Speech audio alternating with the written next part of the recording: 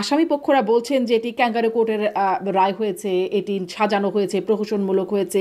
যদিও chief prosecutor এর আগেও বলেছেন, রায়ের প্রতিক্রিয়ার পরেও বলেছেন যে এটি কোনো প্রতিশোধের রাজনীতি না। যখন খালেদা জিয়ার মামলায় শাস্তি হলো, তার সে শাস্তিটা যখন দেওয়া হলো, তখন সেই শাস্তিটাকে ওই তৎকালীন অ্যাটর্নি জেনারেল, ওই তৎকালীন প্রসিকিউটর, আজকে অ্যাটর্নি জেনারেল প্রসিকিউটররা যে ল্যাঙ্গুয়েজ গুলো ইউজ করেছেন, আপনি খুঁজে দেখেন ওই একই ল্যাঙ্গুয়েজ গুলো তারা ইউজ করেছে। এটাকে আগামী নির্বাচিত সরকার জুলাই গণ অভ্যুত্থানে সংঘটিত অপরাধ এবং গুম খুন সহ আওয়ামী লীগ সরকারের শাসনামলে সংঘটিত মানবতা বিরোধী অপরাধের বিচার প্রক্রিয়া নিয়ে অগ্রসর হবে কিনা সেজন্য তাড়াহুড়া করতে হচ্ছে। ফলে যতটা নিখুঁতভাবে এই কাজটা করা দরকার ছিল তা কিন্তু আমি হয়তো করতে পারবো না। অনেক prosecutor, chief prosecutor, attorney general তিনজনে 3 দিন করে প্রায় আর্গুমেন্ট করেছেন, 3 দিন 2 দিন করে 8-9 দিন আর্গুমেন্ট করেছেন। তার এগেনস্টে জবাব দিবে কে? আপনার গভর্নমেন্টের পক্ষে যে লয়ার নিয়োগ করা হয়েছে, তাই না, স্টেট ডিফেন্স। যখন স্টেট ডিফেন্স এতগুলো আর্গুমেন্টের রিপ্লাই দেওয়ার জন্য 7 দিন সময় চাইলেন, সেই সময়টা কিন্তু আদালত দেননি, না দিয়ে বলেছেন সোমবারে হবে।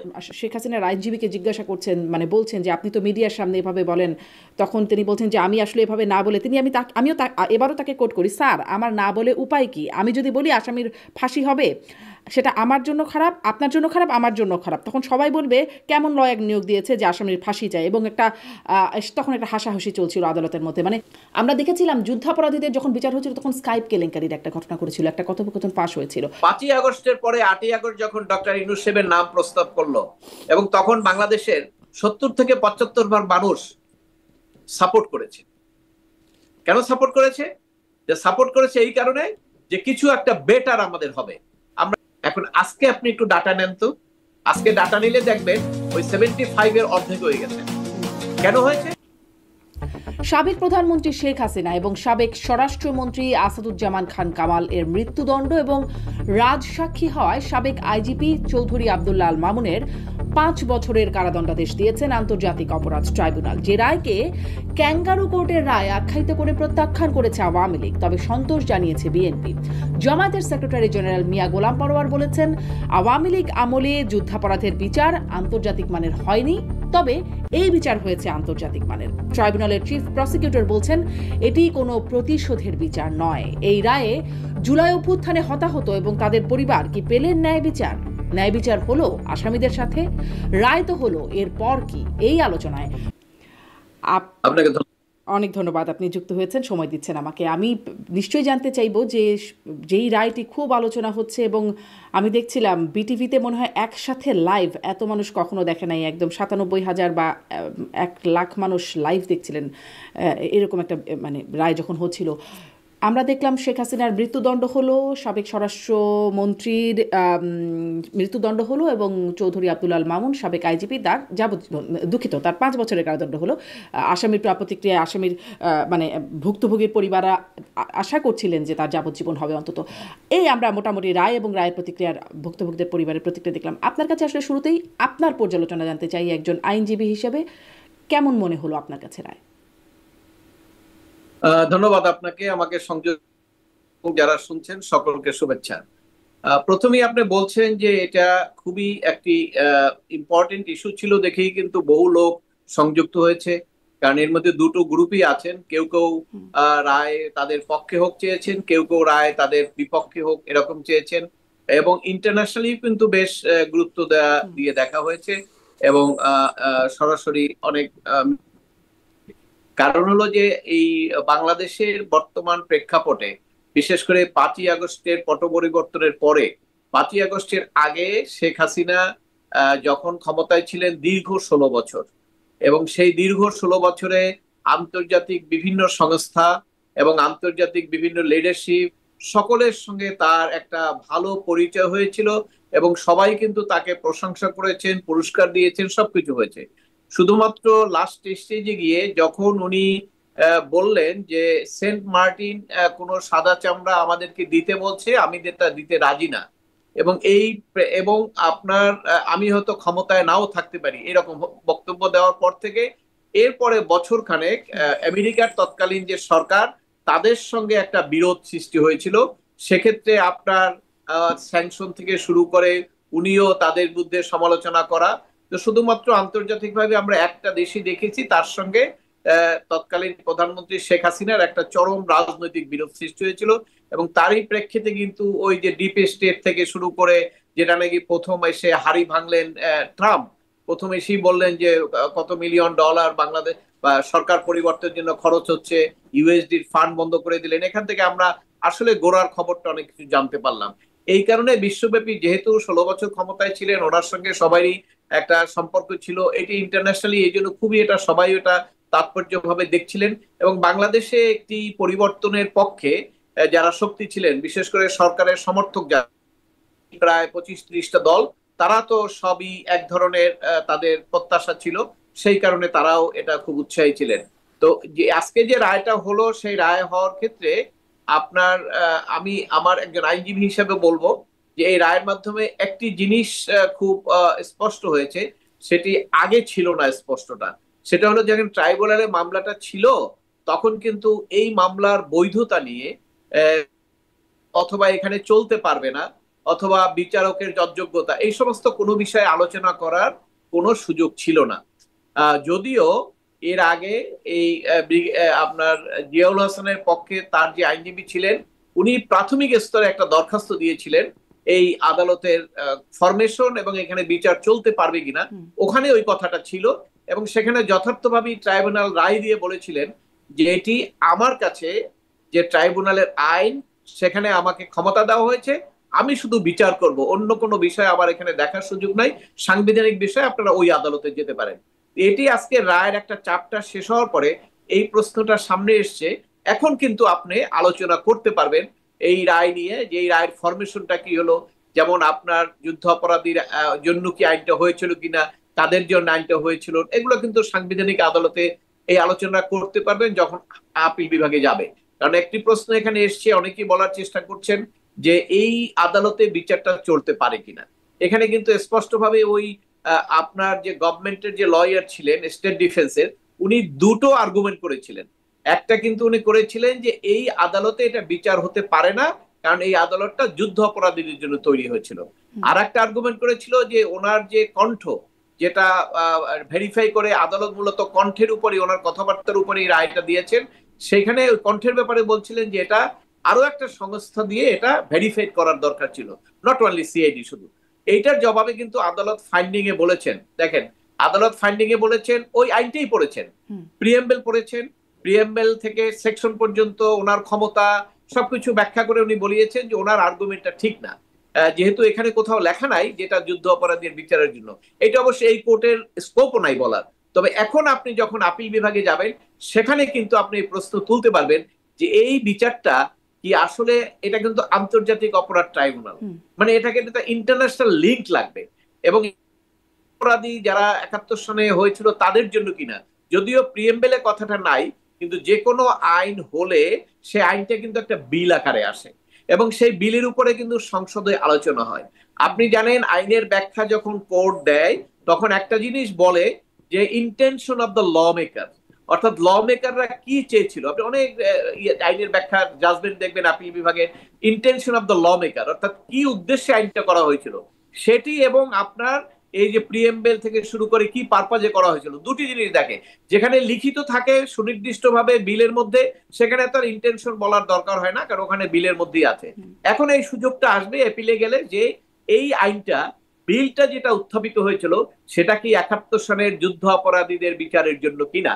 যদি সেখানে প্রমাণ হয় যে 71 সনের যুদ্ধ অপরাধীদের বিচারের জন্য আইনটা করা হয়েছিল, তাহলে কিন্তু সমস্ত ট্রায়াল আপনার কাছ থেকে একটু বিশ্লেষণ চাই। আদালতে নিশ্চয়ই সে সময় আলোচনা হলে আরো আমরা বিস্তারিত বুঝবো, জানবো, কিন্তু আপনার কি মনে হয় আসলে কি এটি, আপনি বলছিলেন কথাটা খুবই শুনতে খুবই মানে ক্যাচি মনে হলো, এটা যে আন্তর্জাতিক অপরাধ ট্রাইব্যুনালের সাথে আন্তর্জাতিক একটা লিঙ্ক থাকতে হবে, কিন্তু এই অপরাধটা অভ্যন্তরীণ অপরাধ, আমাদের দেশের ভেতরে দেশের মানুষের দ্বারা দেশের মানুষের প্রতি হয়েছে, মানে অভ্যন্তরীণ অপরাধ।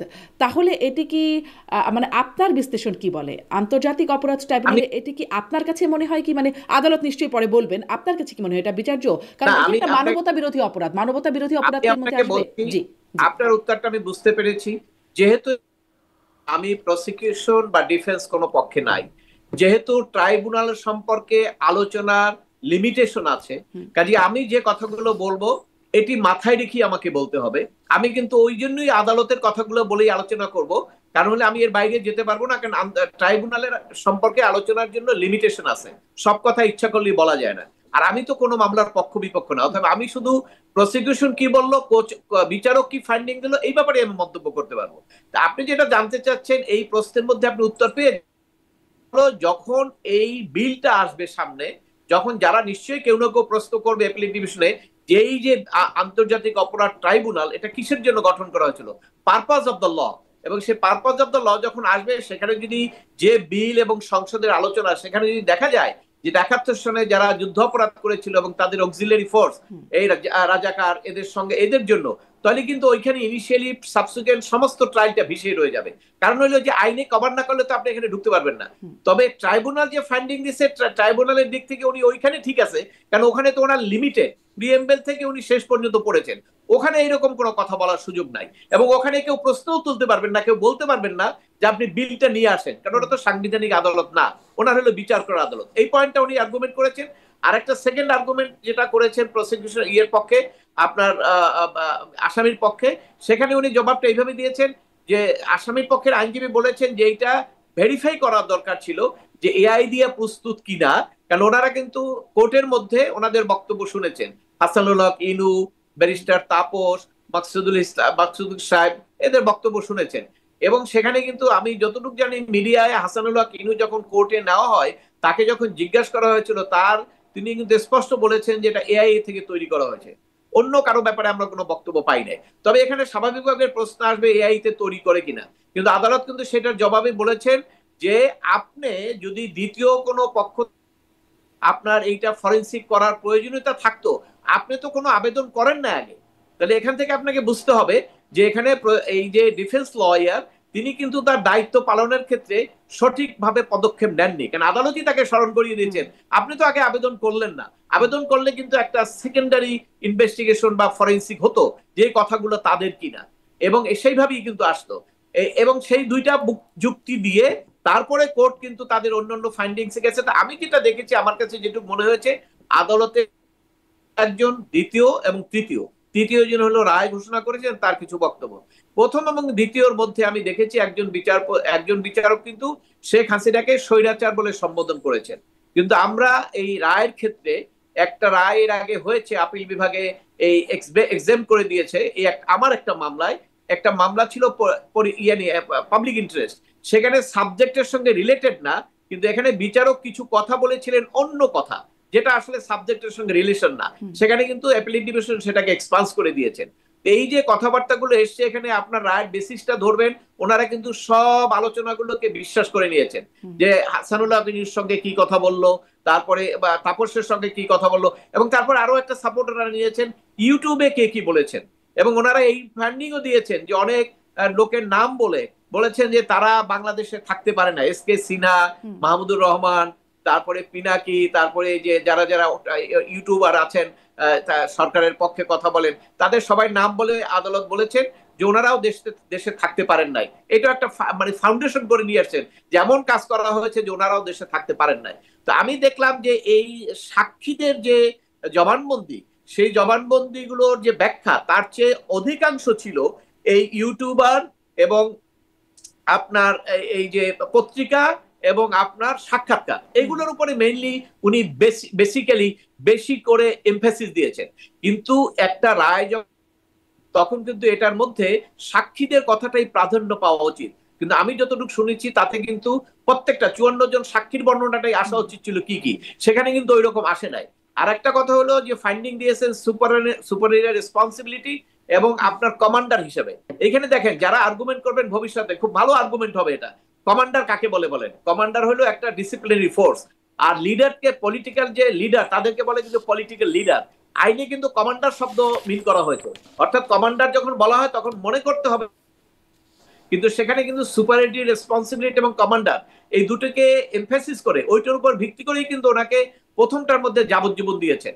তো যদি সুপারিয়রি রেসপন্সিবিলিটি এবং কমান্ডিং হিসাবে যদি তার রায়টা আসে, এবং পরে দ্বিতীয়টা যেটা করেছেন সেটা হলো সাভার এবং আপনার এই যে পুরান ঢাকায় যেটা আপনার হয়েছে সেই হত্যার ব্যাপারে আপনার সরাসরি ফাঁসির আদেশ দিয়েছেন।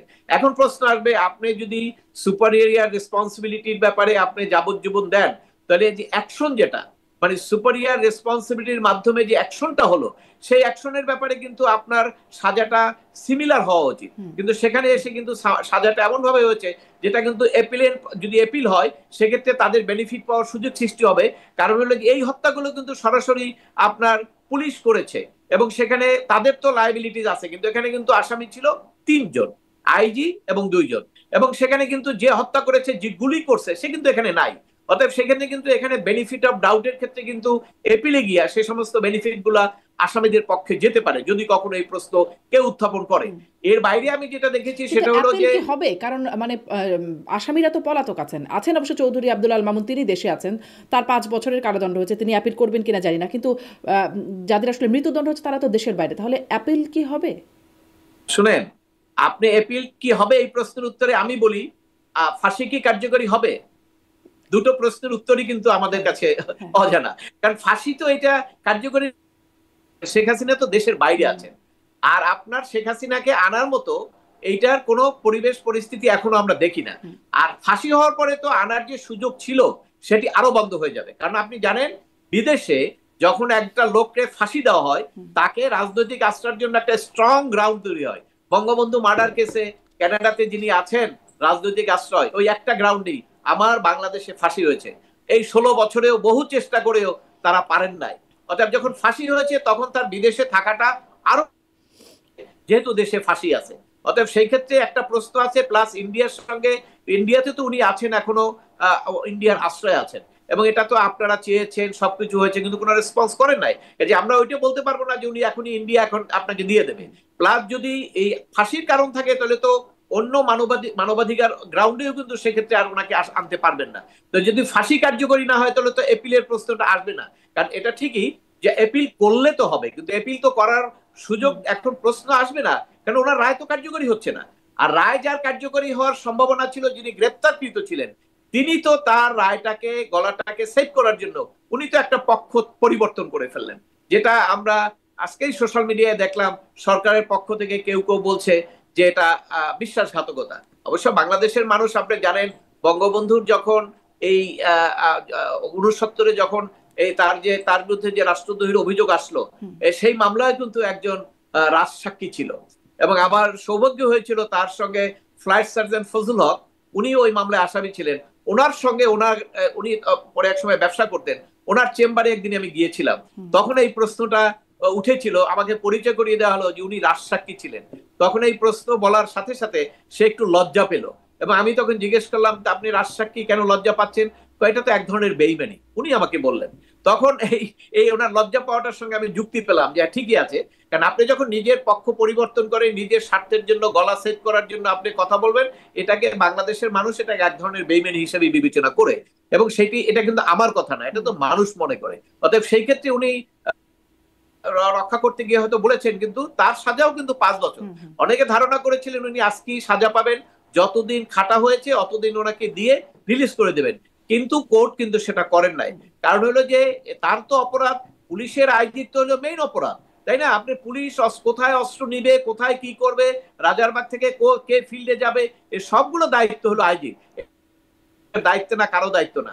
ইভেন কি আপনি যে কথাটা বলা হয়, ধরেন আপনাকে যদি আজকে প্রধান বিচারপতি আমাদের ধরেন কোর্ট থেকে বেরোচ্ছে, উনি যদি এক পুলিশ অফিসারকে বলে এই লোকটাকে গুলি করো, ওই পুলিশ অফিসার প্রধান বচিত কথায় কান দিবে না, কারণ পুলিশের জন্য একটা আইন আছে, ওর বিধান আছে, সেখানে যতক্ষণ পর্যন্ত সে না পড়বে ততক্ষণ সে গুলি করবে না। পুলিশের এই আইনটা নিয়ে একটু কথা বলবো, কারণ সম্প্রতিও পুলিশের কিছু বক্তব্য নিয়ে কথা হচ্ছে, কিন্তু তাহলে আপনার এই পর্যালোচনা থেকে আপনার কাছে জিজ্ঞাসা করতে চাই যে মানে এই রায়টি নিয়ে আসামি পক্ষরা বলছেন যে এটি ক্যাঙ্গারু কোর্টের রায় হয়েছে, এটি সাজানো হয়েছে, প্রহসনমূলক হয়েছে, এটিকে প্রত্যাখ্যান করছেন, এবং এটিকে প্রতিশোধের বিচারও বলা হচ্ছে। যদিও চিফ প্রসিকিউটর এর আগেও বলেছেন, রায়ের প্রতিক্রিয়ার পরেও বলেছেন যে এটি কোনো প্রতিশোধের রাজনীতি না। আপনার কাছ থেকে আসলে শব্দগুলো খুব শক্ত শব্দ, আপনি কি মনে করেন এই রায়কে বিতর্কিত বা প্রশ্নবিদ্ধ বলবার সুযোগ আছে?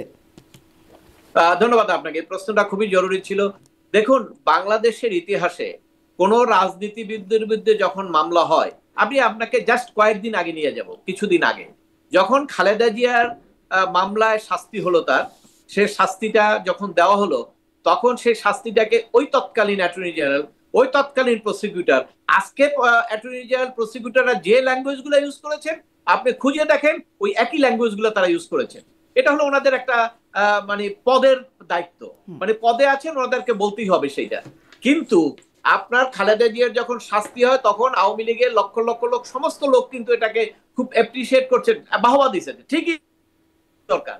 কিন্তু আপনি জানেন 1 বছর পরে যখন খালেদা জিয়া 1 বছরই জেলে থাকছে, তখন এই আওয়ামী লীগের ভিতরে নিজ থেকে, আমি কিন্তু কর্মীদের কথা বলছি, একদম নিজ থেকে সমর্থকদের মধ্যে 20% তাদের চেতনার মধ্যে একটা পরিবর্তন আসছে। এটা আমার ব্যক্তিগত অভিজ্ঞতা থেকে বলছি। তখন তারা বলতে শুরু করছে কি দরকার এতদিন বিচারে, এতদিন সাজা দেওয়ার কি দরকার, এতদিন একটা বয়স্ক মহিলাকে 1 বছর রাখার, এটা তো ঠিক না। ওই বিরোধটা কিন্তু ওখান থেকে আসে। রায়ের যে প্রতিফলন, প্রথমত এই রায় কার্যকরী হওয়ার কোন সুযোগ এখনো আমরা দেখছি না। সেকেন্ড হলো রায়ের মাধ্যমে দুটো কাজ হবে। একটা হলো যারা বিশেষ করে এই সরকারের পক্ষের যারা শক্তি, যারা দীর্ঘদিন থেকে বলে আসছিলেন যে নির্বাচনের আগে আমাকে রায় দিতে হবে, নাইলে নির্বাচন হবে না, তা তাদের জন্য এইটা একটা সুবিধা হলো সরকারের জন্য যে আমরা তো রায় দিয়েছি, তাই না? এইটা একটা তাদের হাতিয়ার। আর একটা অন্যদিকে যেটা হবে সেটা হলো এই রায় দেওয়ার ফলে, এই রায়ের মাধ্যমে আওয়ামী লীগের যারা সমর্থক তাদের মধ্যে যে একটা দ্বিধাদ্বন্দ্ব ছিল, তাদের মধ্যে যে একটা দূরত্ব ছিল, সেটি আবার অনেকটা কমে যাবে। কারণ আপনি যখন জানেন যে ক্রাইসিস যখন পড়ে তখন সবাই ইউনাইটেড হয়ে যায়। এই জামাত ইসলাম বিএনপি আজকে যেভাবে তাদের অন্তর্দ্বন্দ্ব, 5ই আগস্টে কিন্তু সেটা ছিল না, কারণ ওইটা তখন ক্ষমতাটা সামনে ছিল না। অর্থাৎ এই রায়ের মাধ্যমে দুইটা হবে, একটা হলো সরকার সমর্থক যারা আছেন তারা একটা টর্চ লাইট পাবেন, যেমন আলোর মধ্যে অন্ধকারে হাঁটতে গেলে একটা টর্চ লাইট লাগে, সাপোর্ট লাগে। ওনারা এটা বলতে পারবেন এই যে শেখ হাসিনার ফাঁসি হয়ে গেছে, এটা খুবই খারাপ লোক, সে তার দল কেউ কইরো না, এবং এইটা সে খারাপ কাজ করছে, বিচার হয়েছে, এইগুলো একটা বাহবা নেওয়ার চেষ্টা করবে তারা। এটা হলো একটা সাইড। আর একটা সাইড হলো যারা আওয়ামী লীগ সমর্থন করে তাদের মধ্যে যে বিভেদ ছিল, সে বিভেদটা এখন দূর হবে, কারণ তারা ইন্টিগ্রেটেড হবে। তারা দেখবে যে তাদের দেয়ালে আর কোনো পিঠ থেকে গেছে। এই জায়গায় কিন্তু একটা রাজনৈতিক, আমি আর একটা আমার ব্যক্তিগত মতামত, আমি অ্যানালাইসিস করি এইভাবে যে রাজনৈতিক মামলায় কখনোই বাংলাদেশে কোনো রাজনৈতিক মামলা যদি হয়, রাজনৈতিক মামলা এটাকে আপনি কেন বলবেন, এটা কেন বলবেন ধরেন এটা কিন্তু রাজনীতিকে সূত্রপাত, কিন্তু আপনার এরশাদ শিকদারের মামলা না যে সে একজন মাস্তান সবাইকে খুন করছে, পরবর্তীকালে বিচার হলো। এই শেখ হাসিনা ক্ষমতায় ছিলেন এবং তার অপসারণ চেয়েছিল রাজনৈতিক দলগুলো। আর 24 সালে বিএনপি চেয়েছিল শুধু না একটা স্বাধীন নির্বাচন, যদি হতো তাহলে কিন্তু শেখ হাসিনার 5ই আগস্ট হতো না। স্বাধীন নির্বাচন হলে তখন কিন্তু তাদের দাবি ছিল না যে সে এই তার এই সাজা হোক, ফাঁসি হোক। তো 24 সালেও যখন হয় নাই, পরবর্তীকালে ঐক্যবদ্ধভাবে যখন আন্দোলন শুরু হয়, সেই আন্দোলনের প্রেক্ষিতে আন্দোলনটাকে অপসারণ করতে হবে, ক্ষমতার থেকে সরাতে হবে, কেয়ারটেকারের অধীনে নির্বাচন হবে। তাহলে সূত্র হলো রাজনীতি, এবং পরবর্তীকালে এই হত্যা হওয়ার কারণে তাকে এই অপরাধের মধ্যে ফেলা হয়েছে, অর্থাৎ রাজনৈতিক সূত্র ধরেই মামলা। অতএব এটাকে আপনাকে রাজনৈতিক মামলার বাইরে বলতে পারবেন না। আর সবচেয়ে ইন্টারেস্টিং কি জানেন, কয়েকদিন আগে প্রধান বিচারপতি তার সেমিনারে বলেছেন যে বিচারকরা আপনারা যাই রায় দেন, কিন্তু রায়ের যে মানুষের আস্থা আছে কিনা, কতটুকু আস্থা, এটি খুব ইম্পর্টেন্ট। এবং আপনারা দেখেছেন খালেদা জিয়ার যখন সাজা হয়েছে, বিএনপির কোনো লোক বিশ্বাস করে নাই যে এটা সাজা হওয়ার মতো মামলা। আজকেও শেখ হাসিনার যে ফাঁসি হলো, আওয়ামী লীগ সমর্থিত কেউ মনে করবে না যে এটা ফাঁসির কেস। তাহলে এইখানে আপনার রাজনীতি আছে, রাজনৈতিক বিতর্ক থাকবেই, এবং এই রায়টাও রাজনৈতিক বিতর্কের মধ্যে পড়বে, কারণ যেহেতু শেখ হাসিনা আওয়ামী লীগের প্রেসিডেন্ট এবং সেই হিসাবে তাকে ক্ষমতা থেকে সরিয়ে তাকে সাজা দেওয়া হয়েছে। এখানে অপরাধের বিষয়টা মানুষের মনে আসবে না। আপনারা যারা বিপক্ষে আছেন তারা হয়তো বলতে পারবেন, মিডিয়া আনতে পারবেন, কিন্তু যারা একটা পক্ষ তারা তাদের মনে ওই জায়গাটাই খাটবে, এটা রাজনীতির কারণেই করা হয়েছে। এবং এটি হলো, এবং বাংলাদেশে তো আওয়ামী লীগ সমর্থক, মুক্তিযুদ্ধের সপক্ষের 14 দল, এটা তো কম না, ফেলে তো দিতে পারবেন না আপনি। এখন তো সম্ভবত অর্ধেক হয়ে গেছে। 5ই আগস্টে হয়তো 70-30 ছিল, কিন্তু এখন তো এটা বৃদ্ধি পেয়েছে। কাজে সেদিক থেকে এই রাজনৈতিক বিতর্ক চলবেই। এবং একটা মিনিট শেষ করি, একটা জিনিস আপনি মনে রাখবেন, এই আদালতে যাদের ফাঁসি হয়েছিল ওই সরকার থাকা অবস্থায় ফাঁসি কার্যকরী হয়েছে। সরকার পরিবর্তনের পরে ওই ফাঁসি সব খালাস হয়ে গেছে। না, সবাই আস্তে আস্তে সব, কেউ দুর্নীতিও করে না, খালাস হয় না, সব বের হয়ে গেছে। রাজনৈতিক পট পরিবর্তনে বাংলাদেশের পরিস্থিতি যা হয়, এটিও আপনি মনে রাখেন, রাজনৈতিক পট পরিবর্তনের কারণে এগুলোও যে ভবিষ্যতে পরিবর্তন হবে না, এটা কেউ নিশ্চিত করে বলতে পারে না। জি, আমি একটু মানে আপনার কথা থেকে এই প্রশ্ন করি যে মানে আগের রায়ের কথা আপনি বলছিলেন, জামাতের সেক্রেটারি জেনারেল তিনি বলছেন যুদ্ধাপরাধীদের বিচার যেটি আওয়ামী লীগের আমলে হয়েছে সেটি আন্তর্জাতিক মানের হয়নি, কিন্তু এটি আন্তর্জাতিক মানের হয়েছে। আর আমাদের চিফ প্রসিকিউটরকে আমরা বারবার বলতে শুনেছি, আগেও বলেছেন, আজকেও মানে রায়ের পরপরেও তিনি বলেছেন এটি কোনো প্রতিশোধের রায় না, আগেরটা আন্তর্জাতিক মানের হয়েছে, এটি মানে হয় নাই, এটি আন্তর্জাতিক মানের হয়েছে। এই বিষয়ে আপনার বক্তব্য কি? ওই যে আপনাকে বললাম, আপনাকে রাজনীতি এসে গেছে, আপনাকে রাজনীতি এসে গেলে দুই পক্ষের রাজনীতিকে আপনাকে শুনতে হবে। যেমন জামাতে ইসলাম বলেছে, জামাতে ইসলামের প্রথম দাবি হলো যে তাদের অনেক নেতাকে এখানে হত্যা করা হয়েছিল এবং সেটা যুদ্ধ অপরাধ ছিল, যুদ্ধ অপরাধ ছিল এটা। এবং সেইখানে ট্রায়ালটা ধরেন কত বছর থেকে হয়েছে, প্রায় 2 বছর ট্রায়াল চলে তারপরে সাজা হয়েছে। এবং সেখানে কিন্তু আপনার ধাপে ধাপে একদম অ্যাপিল বিভাগ রিভিউ পর্যন্ত যাওয়ার পরে তারপরে হয়েছে, তাই না? তো সেইটা যদি আন্তর্জাতিক মানের না হয়, আজকে 4 মাসের মধ্যে যে আপনি বিচার করে সাজা দিলেন, সেটা কিভাবে আন্তর্জাতিক মানের হলো? এটা আন্তর্জাতিক মানের প্রশ্ন করি, আপনি বলছেন 4 মাসের মধ্যে বিচার করে সাজা দেয়া হলো। আমরা চিফ প্রসিকিউটর তাজুল আলম তিনি গেল 30শে আগস্ট মানে একটা বক্তব্যে বলছেন, আমি কোট করি তাকে, আগামী নির্বাচিত সরকার জুলাই গণ অভ্যুত্থানে সংঘটিত অপরাধ এবং গুম খুন সহ আওয়ামী লীগ সরকারের শাসনামলে সংঘটিত মানবতা বিরোধী অপরাধের বিচার প্রক্রিয়া নিয়ে অগ্রসর হবে কিনা সেজন্য তাড়াহুড়া করতে হচ্ছে, ফলে যতটা নিখুঁতভাবে এই কাজটা করা দরকার ছিল তা কিন্তু আমি হয়তো করতে পারবো না, অনেক বেশি হ্রাস করতে হচ্ছে। এই যে অনেক বেশি হ্রাস করতে হচ্ছে কারণ আগামী সরকার আসার পর তারা বিচার চালিয়ে নেবে কিনা, অগ্রসর করবে কিনা, এই অনেক বেশি হ্রাস করাটা কোনোভাবে, মানে আপনি যেহেতু 4 মাস সময়টা বললেন, এটি কি কোনো একটা প্রশ্ন তোলার কারণ? শোনেন, আপনার ইতিহাস এবং ঘটনা এটা যে যাই বলুক না কেন, সবসময় আপনার জীবন্ত, কেউ এটাকে খণ্ডন করতে পারে না। এই যে কথাটা বলেছেন, এই কথাটা ওনার কথার সঙ্গে আরো কয়েকটা কথা যোগ করেন, সেটাও আপনারা দেখেন। প্রথমত হলো এনসিপি বলছেন শাস্তি না হলে নির্বাচন হবে না, আমরা বিচার দেখতে চাই। বিশেষ করে তাদের মূল সোর্স হলো এখন আপনার যারা আহত নিহত হয়েছেন তারা হলো তাদের মূল পলিটিক্যাল সোর্স, তাদেরকে সামনে রেখেই তারা কাজটা করেন। এবং সেই আমরা শাস্তি না দেখলে তারা মনে করছিল যে বিচারটা হয়তো আরো দেরি হবে, তাহলে তারা ওই অজুহাতে তারা কিন্তু এটাকে লিঙ্গার করতে পারতেন পলিটিক্যাল গেমটা। এবং সেক্ষেত্রে কিন্তু অন্যান্য পলিটিক্যাল পার্টির ক্ষেত্রে একটা প্রশ্ন আসছে, এটা তো ফেলে দিতে পারেন না। এবং জামাতও তাই বলছে, সংস্কার বিচার, সংস্কার তো একটা অর্ডিন্যান্স করে দিয়েছেন, তার সংস্কার তো ফাইনাল হয়ে গেল, তো বিচারটা হইলেই তো নির্বাচন হতে পারে। আর ডক্টর ইউনূস সাহেব তো নির্বাচনের ব্যাপারে কমিটেড, কারণ হলো উনি জানেন যে এই নির্বাচনের মাধ্যমে ওনাকে পার্লামেন্টে রেটিফাই করতে হবে, কোনোভাবে রেটিফাই যদি না হয় সেটা তার জন্য একটা রিস্ক হবে।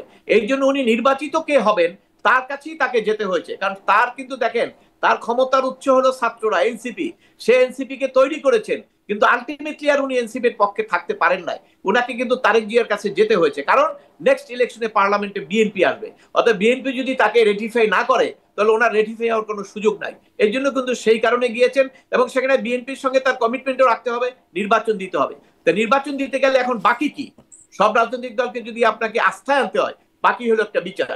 এবং এই বিচার তো উনি শুধু আপনার চিফ প্রসিকিউটর বলেছে তা না, তো এটা তো তথ্য উপদেষ্টা বলেন, অন্যান্য অনেকেই বলে দিয়েছে যে আগামী, আইন উপদেষ্টা তো একবার ঘোষণা দিয়েছেন আগামী এত তারিখের মধ্যে বিচার শেষ হবে, এবং এটা সবাই বলে আসছে।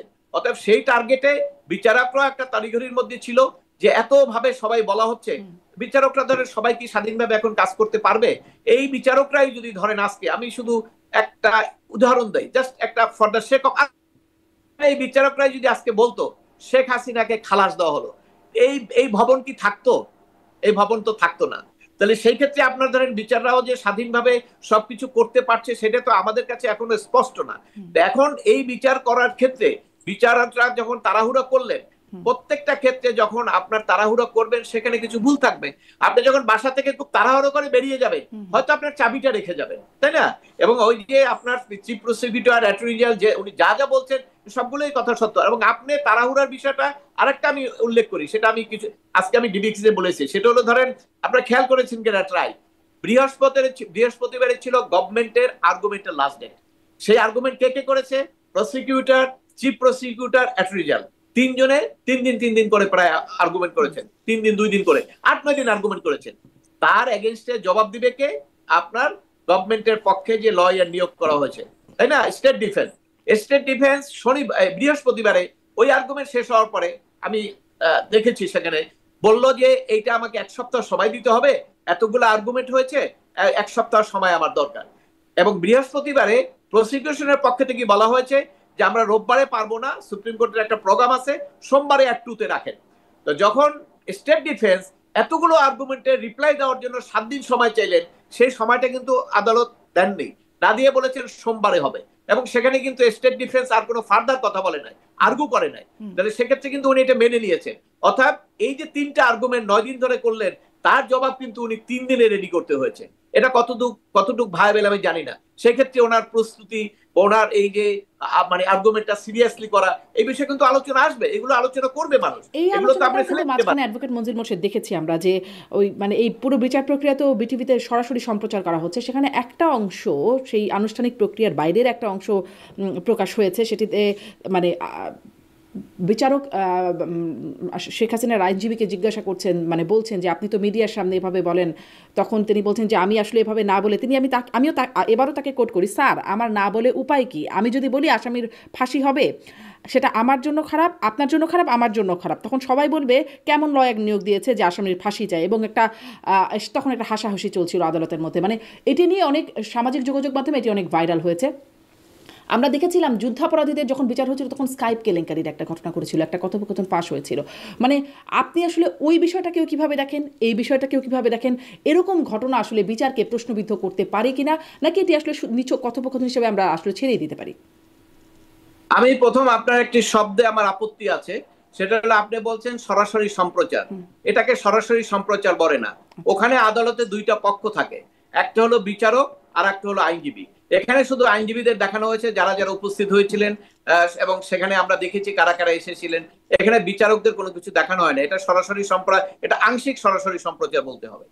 তো যাই হোক, সেখানে আংশিক সরাসরি সম্প্রচারের মাধ্যমে যে জিনিসগুলো সামনে আসছে সেটা হলো যে আমরা আলোচনা করি, সেই ওনার কণ্ঠটা পাওয়ার কারণে আমরা কিন্তু আলোচনা করতে পারছি, নাহলে কিন্তু এই আলোচনা করার সুযোগ ছিল না।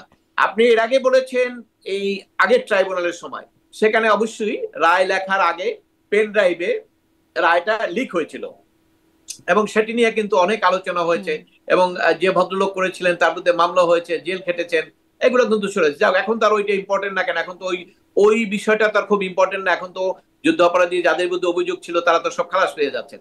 এখন এখানেও আপনার এই যে বিতর্কটা এসছে এবং যে প্রশ্নটা করা হচ্ছে, এগুলা চলমান থাকবে, দীর্ঘদিন চলমান থাকবে। কেন চলমান থাকবে? ধরেন এইটার যদি রাজনীতি না থাকতো তাহলে কিন্তু এটা অত চলমান থাকতো না। এটাকে মানুষ যদি শুধু একটা অপরাধ হিসেবে নিত তাহলে সেটাকে চলমান থাকতো না। কিন্তু এটা দুই পক্ষই এটাকে রাজনীতি হিসেবে নিয়েছেন, এবং এটার সঙ্গে রাজনীতি আছেন, কারণ রাজনৈতিক নেতা থাকলেই রাজনীতি থাকেন, এবং আমরা আমাদের ইতিহাসে দেখেছি সেটা। সেই কারণেই আপনার এটার মধ্যে এই আলোচনা হবে, বিতর্ক হবে। সব বিতর্কের অবসান হবে যখন নাকি চূড়ান্ত ভাবে কোনো কিছু সিদ্ধান্ত আসবে যে আসলে কোথায় কি হয়েছে। এর আগে এটার আলোচনা করে ডিবেট করে কোনো সমাধান কেউ দিতে পারবে না। চূড়ান্তভাবে বিচার কার্য কি কখনো আসবে? আপনি বলছিলেন আগে যে মানে আগে যা হয়েছে সেটি বদলে গেছে, মানে চূড়ান্ত বলতে তাহলে কি আসলে কোথাও কি কিছু চূড়ান্ত হয় না? চূড়ান্ত হয়তো হবে না কেন? এর আগে প্রথম এই যে আপনার সাইদি, তারপরে আপনার নিজামী ছেড়মি, ওনাদের চূড়ান্ত বিচার আপিল, চূড়ান্ত বলতে রিভিউ পর্যন্ত হয়েছে। তো সেই আপনার সিঁড়িগুলো তো শেষ হয় নাই। এই সিঁড়িগুলো তো ধরেন, যেহেতু এখন এটা কার্যকরী কোনো সুযোগ নাই, দেশে নাই, ওটা তো এখানে রায়টা এভাবেই থাকবে। এখানে এইটা নিয়ে আপনি মিডিয়া আলোচনা করবেন, ফাঁসি ফাঁসি ফাঁসি, কিন্তু ফাঁসি কোনো কার্যকরী হবে না, কারণ উনি তো নাই এখানে। অতএব সেক্ষেত্রে যদি উনি আসেন তাহলে সেক্ষেত্রে রাইট অফ এপিল চলে আসবে, এবং সেখানে এপিল হতে হতে রিভিউ পর্যন্ত যেতে পারে। ওই কারণে আমি বলছি যে ওই রিভিউ হওয়ার পরে, চূড়ান্ত হওয়ার পরে তখন সেখানে বলা যাবে, এবং আমরা রিভিউর পরে চূড়ান্ত যেটা হবে সেটা আমার পছন্দ না হলেও আমাকে বলতে হবে দিস ইজ দ্য জাজমেন্ট, এবং এইটাই আমি মানি। এইটি হলো আমাদের সংবিধানের মূল কথা। অবশ্যই সংবিধান যখন আবার ক্ষমতার পরিবর্তনে, যেমন এটিএম আজহারুল ইসলামের ক্ষেত্রে যেটা হলো, তখন সেটাকে মিসক্যারেজ অফ জাস্টিস, মানে আরো অনেক কিছু সেটার বিশেষায়িত করা হলো সেই রায়কে, আগের রায়গুলোর কথা প্রসঙ্গেও বলা হলো। মানে চূড়ান্ত রায়ও তো তাহলে বদলে যেতেও পারে না? হ্যাঁ, দেখুন, আপনার এটা আমরা কিন্তু মুসলমান হিসেবে আমরা সবাই বিশ্বাস করি যে ক্ষমতার মালিক হলো আল্লাহ। এই যে যত দেখেন, আমি মুসলিম হিসেবে সেটা বিশ্বাস করি। ক্ষমতাটা আপনাকে ভোটের মধ্যে আপনি আসেন, কিন্তু সবকিছু মূল মালিক হলো আল্লাহ। তা ক্ষমতা আপনাকে দিতেও পারে, ক্ষমতা নিতেও পারে। এটা কিন্তু আমার ইয়েতেও কথা আছে যে ক্ষমতা হিসেবে নাই, কিন্তু ফকির বাচ্চা, ফকির থেকে বাচ্চা, বাচ্চা থেকে ফকির করা, এগুলো কিন্তু আমাদের ধর্মীয় শিক্ষায় আমরা শিখেছি। অতএব সেক্ষেত্রে এই ক্ষমতাটা কখন পরিবর্তন হবে নোবডি নোজ। 24 সালে নির্বাচন হওয়ার পরেও কেউ চিন্তা করে নাই যে ক্ষমতাটা 5ই আগস্টে ধরেন কয় মাস পরই এটা ক্ষমতাটা পরিবর্তন হবে, কেউ চিন্তা কোনো মাথায়ও ছিল না কারো, কিন্তু হয়েছে। তা কাজী ক্ষমতার পরিবর্তন আল্লাহ যেহেতু করেন, অতএব কার ক্ষমতা পরিণত, তবে যদি ক্ষমতা চলে যায়, ক্ষমতার পট পরিবর্তন হয়, এটা তো আর আমি বলবো আর আপনি বলার দরকার নাই, এটা তো ইতিহাস। এই যে ক্ষমতার পরিবর্তন হলো, যুদ্ধ অপরাধী চূড়ান্ত ফাঁসি থেকে হঠাৎ করে কয়েকদিন পরে খালাস হয়ে গেল, আবার খালেদা জিয়ার শাস্তি হলো, খালাস হয়ে গেল, আবার তারেক জিয়ার শাস্তি হলো, সে নিয়ে আপিল করলেন না, দেশেও আসলেন না, খালাস হয়ে গেল। তারপর অনেক দুর্নীতির মামলা, যারা নাকি ক্ষমতার পক্ষে আছেন তাদের সব খালাস হয়ে যাচ্ছে। কিন্তু আওয়ামী লীগ ক্ষমতায় থাকা দুর্নীতি করেছে তাদের বিরুদ্ধে আবার কোনো মামলা হয় না। এটি হলো রাজনীতি, যারা যখন ক্ষমতায় থাকবে তারা তাদের সুবিধা মতো করে এবং তাদের পক্ষেই করে, এবং সেখানে রায় কি হবে সেটা আসলে নির্ভর করছে ক্ষমতায় কে আছে। বাংলাদেশের বাতাস যেদিকে যায় সবকিছু সেদিকেই প্রবাহিত হয়, এটি তো আমাদের অভিজ্ঞতা। সেই অভিজ্ঞতার আলোকে বলছি, ক্ষমতা পরিবর্তন হলে এই রায় যে পরিবর্তন হবে না এটা কিন্তু নিশ্চিত করে বলা যায় না। মানে তাহলে আদালতের উপর আস্থা বিশ্বাসের জায়গা, যাই হোক এটা একটা পুরনো আলোচনা, সেটি নিয়ে আর নতুন করে আলোচনায় না যাই। মানে আমরা দেখলাম রায়কে ঘিরে বেশ সহিংসতার আভাস ছিল, সতর্কতামূলক ব্যবস্থার জায়গা ছিল। আপনি বলছিলেন যে পুলিশে একটা, মানে কিছুক্ষণ আগেই বলছিলেন যে পুলিশেরও তো কিছু আইন আছে, বিচারপতিও যদি বলেন গুলি করো তুমি গুলি করতে পারবেন না, আপনি একটু আগে বলছিলেন। সেখান থেকে আমি আসলে মনে করছিলাম যে এই প্রশ্নটা করব, যে এই সহিংসতার ক্ষেত্রে সিএমপি কমিশনার এবং ডিএমপি কমিশনার বক্তব্য খুব আলোচিত হচ্ছে। সিএমপি কমিশনার বলছিলেন যে অস্ত্রধারী সন্ত্রাসী দেখলেই ব্রাশ ফায়ারের নির্দেশ দিয়েছেন, আর ডিএমপি কমিশনার বলেছেন যানবাহনে অগ্নিসংযোগ বা ককটেল বিস্ফোরণ করতে হলে গুলির নির্দেশ দিয়েছেন। এবং ডিএমপি কমিশনকে জিজ্ঞাসা করলে তিনি ক্লিয়ার করেছেন যে আমি ওয়্যারলেসে বলেছি যে কেউ বাসে আগুন দিলে ককটেল মেরে জীবনহানির চেষ্টা করলে তাকে গুলি করতে। মানে এরকমটাই, এটাই কি আইন কিনা, এভাবেই করা যায় কিনা? স্বরাষ্ট্র উপদেষ্টাও কিন্তু তাদের পক্ষে বলেছেন যে এটি আসলে সেলফ ডিফেন্সের জন্য এই বক্তব্যের ভ্যালিডিটি বা জাস্টিফাই তিনি করেছেন। দেখুন, বাংলাদেশে আমরা বলছি পরিবর্তন হয়েছে, বৈষম্য দূর করতে চাচ্ছি। শেখ হাসিনার সময় যখন এই পুলিশের গুলি, হাইকোর্টে কিন্তু রিট পিটিশন নিয়ে গেছিলেন আইনজীবীরা, সেখানে আদালত কি দিলেন সেটা না, আইনজীবীরা কিন্তু গেছিলেন, আর্গু করেছেন, মিডিয়া এসছে, আলোচনার মধ্যে এসছে। আজকে যখন পুলিশ কমিশনার কথা বললো, কোনো আইনজীবী তো কোর্টে যান না। এখন বলতে পারেন কেন যাচ্ছে না? সাহস নাই, পরিবেশ নাই আদালতে যাওয়ার জন্য। তার যে স্বাধীনতা, সেই স্বাধীনতা, আপনি সাংবাদিক, আপনি আমেরিকাতে বসে এখন কথা বলছেন, আপনি বাংলাদেশের কোনো মিডিয়ায় থাকলে এই ধরনের প্রশ্ন আপনি করতে পারতেন কিনা এটা সন্দেহ আমার আছে। কারণ বাংলাদেশের মিডিয়া তো সেইভাবে প্রশ্ন করতে পারে না। অতএব এখানে আজকে একই কারণে, যে কারণে যদি বলা হয় যে শেখ হাসিনা ওখানে অর্ডার দিয়েছেন, মার্ডার হয়েছে, অতএব সুপারিয়র রেসপন্সিবিলিটি, তাহলে এই পুলিশ কমিশনারের তো সুপারিয়র রেসপন্সিবিলিটি আছে, তাদের বিরুদ্ধে তো একই ধরনের মামলা হওয়ার কথা, কিন্তু সেটা তো হচ্ছে না। কারণ হলো যে এই যে আপনার আপনার কথা থেকে আমি একটু এটা এরকম কি করা যায় কিনা যে ধরেন তখন মেট্রো রেলে আগুন দেওয়া হয়েছে, পুলিশ গুলি করেছে, এখন বা যানবাহনে আগুন দিলে পুলিশ গুলি করবে, মানে একই রকম ব্যাখ্যায় চলে আসে কিনা? না, একই না তো, বিপরীত ভিড়। তখনও তো কেউ সরাসরি না বললেও সেক্রেটারি জেনারেল হয়তো বলছে, হ্যাঁ আমাদের কথা সে বলছেন যে সন্ত্রাসীদের দেখা মাত্র গুলি করা। তাহলে ওই সম্পদ তো কার ছিল? সরকারের। ওই সরকারের ওইখানে যদি আগুন দিতেন, গুলি করার নির্দেশ দেওয়া হয়েছিল, মানে সেক্রেটারি দেও, যে কেউ দিয়েছে, ওদের দলেরই একজনই দিয়েছে। তো সেটা তো আমরা সমালোচনা হয়েছে, তাই না? সমালোচনা হলে আইনের আওতায় আসার কথা আসছে, আজকে তো সেটা হচ্ছে না। তাহলে এইটাই বলা হচ্ছে যে যখন ক্ষমতায় থাকবে সে যেভাবে বলবে সেইভাবে হবে। এখানে এর কোনো ব্যতিক্রম বাংলাদেশের রাজনীতিতে এখন পর্যন্ত হয় নাই। বাংলাদেশের রাজনীতিতে হওয়ার জন্য একটা প্রত্যাশা এসেছিল 5ই আগস্টের পরে, যে অনেক কিছু পরিবর্তন হবে, বিচার বিভাগ স্বাধীন হবে, বিচার হবে ন্যায় বিচার, এবং প্রশাসন হবে ন্যায় নীতির অধীনে, এবং সবাই তার অধিকার থেকে বঞ্চিত হবে না, অপরাধ করলে তার শাস্তি হবে, সে কোর্টে যাবে, সে সরকারি দল হোক বিরোধী দল হোক। কিন্তু আমরা কিন্তু আজকে সেটা দেখতে পাচ্ছি না। আজকে ওই একই অবস্থা, আগে যেভাবে চলছে, কোনো কোনো ক্ষেত্রে আরো খারাপ হয়েছে পরিস্থিতি, এবং কিছু কিছু ক্ষেত্রে নিজের নিয়ন্ত্রণ, সরকারের কাছে পুরোপুরি নিয়ন্ত্রণ আছে দেখে হয়তো অনেক কিছু বোঝা যাচ্ছে না। কিন্তু এখানে যে খুব বড় ধরনের পরিবর্তন, মানুষের যে প্রত্যাশাটা, বিচার বিভাগে ন্যায় বিচার প্রতিষ্ঠা, তারপরে বৈষম্যহীন সমাজ ব্যবস্থা, বৈষম্যমূলক আইন, তা আপনি তো উদাহরণ দিয়েই দেখাই দিলেন যে একজনে গুলি করার অর্ডার দিলে তার বিরুদ্ধে বিচার হবে, আর একজনে গুলি করার অর্ডার দিলে তার বিরুদ্ধে বিচার হবে না, এবং সে দর্পণে সে বলা হবে যে সে তো আছে, পদে আছে, অতএব সে দর্পণে চালাই যেতে পারবেন। এগুলো মানুষের চোখে বাজে, এবং এই কারণেই ওই যে রাজনীতি, এই যে ফাঁসির আদেশ বললেন না, এই পয়েন্টগুলো ওখানে যোগ হবে। এই করি যারা তাদের পক্ষের লোক, তারা বলবে যে এইটাই যদি হয় তাহলে ওনার অপরাধ কি? উনি তো জানমাল রক্ষা করার জন্য নির্দেশ দিয়েছেন, তাহলে আপনারা যদি জানমালের রক্ষার জন্য নির্দেশ দেন, তাহলে কেন এটা ইকুয়াল হবে না, এটা কেন সমান পর্যায়ের অপরাধ হবে না? এই প্রশ্নগুলো আলোচনা যখনই আসবে তখনই কিন্তু এই রায় অন্যান্য সবকিছুর মধ্যে আস্তে আস্তে মানুষ তখন বুঝতে চেষ্টা করবে বা তথ্য পাবে যেটার ভিতরে আসলে এটার কতটা সঠিকতা আছে। জি, অ্যাডভোকেট মনজুর মোর্শেদ, একটু এটা জানি যে মানে আমরা প্রথম 5ই ফেব্রুয়ারি এবছর দেখলাম 32 নম্বর ধানমন্ডি 32 নম্বর বঙ্গবন্ধুর বাড়ি বুলডোজার দিয়ে ভাঙচুর করা হলো। তখন সেখানে সেনাবাহিনী গিয়েছিল এবং সে কিছুই আসলে করে নাই, ভুয়া ভুয়া স্লোগান শুনে তারা বরং মানে ফিরে চলে গেছে। কিন্তু রায় ঘোষণাকে কেন্দ্র করেও 32 নম্বরে বুলডোজার নিয়ে যাওয়া হয়েছে এবং সেখানে তখন আবার সেনাবাহিনী গেছে এবং তাদের ঠেকিয়ে দিয়েছে, কিন্তু যারা গিয়েছিল বুলডোজার নিয়ে তখন করলো না, এখন আসলে তাদেরকে প্রতিহত করলো। এই বিষয়টা আপনি আসলে কিভাবে দেখছেন? না দেখুন, একটি কথা হলো যে 5ই আগস্টের পরে, 5ই আগস্টের দিন ধরেন ক্ষোভের কথা আপনি বলতে পারেন, 5, 6, 7 এগুলো ক্ষোভের কথা আপনি বলতে পারেন, কিন্তু যখন ইউ টেক ওথ, যখন আপনি শপথ নিলেন, রাষ্ট্র আপনার হাতে গেল, তখন ওই 5ই আগস্টের ক্ষোভের কথাটা আর আসবে না। কিন্তু সরকারের পক্ষের কিছু লোক এটিকে অপব্যাখ্যা দিয়ে এই মব ভায়োলেন্স করে শত শত লোক কিন্তু মৃত্যুবরণ করেছেন। এবং সেখানে কিন্তু আওয়ামী লীগ করেছে তা না, আওয়ামী লীগ ছাড়াও সাধারণ মানুষ, বিএনপি অনেক লোকই কিন্তু এখানে মৃত্যুবরণ করেছেন, থেকে শুরু করে অনেকের উপরে কিন্তু মব ভায়োলেন্স করা হয়েছে। এটি করার মাধ্যমে একটা ইয়াং গ্রুপ দাঁড়িয়ে গেছেন, তারা রাষ্ট্রের কোনো আইন কানুন মানেন না এবং তারা মনে করেন তাদের গায়ে রক্ত আছে, রক্ত গরম, তারা যেটা বলবেন, যেটা 5ই আগস্ট হয়েছে তারা যেটা বলছেন সেটাই হয়েছে এবং আজকেও তারা মনে করেন আজকেও সেইটা হতে হবে। কিন্তু তাদের তো বুঝতে হবে যে আজকে তো দেশে একটা সাংবিধানিক সরকার, অর্থাৎ সরকার থাকলে সরকারের নিয়ম কানুনের বাইরে কিছু করা যায় না। এবং এখানে আজকে ধরেন এখন কিন্তু একটা নির্বাচনের দিকে এগিয়ে যাচ্ছি। আপনি জানেন যে এই 32 নম্বর ভাঙা, এটার একটা, আপনারা জানেন কিনা আমি জানি না, আমি কিন্তু এটা অবজার্ভ করেছি, প্রথম যখন যেদিন ভাঙলো সেদিন পরের দিন সকাল 6টা কি 7টার দিকে প্রথম স্টেটমেন্টটা কে দিয়েছে আপনি জানেন? কে দিয়েছেন? আপনি জানেন না। প্রথম স্টেটমেন্ট দিয়েছে পাকিস্তান সেনাবাহিনীর intelligence chief, not Pakistan government অথবা পাকিস্তান আর্মি।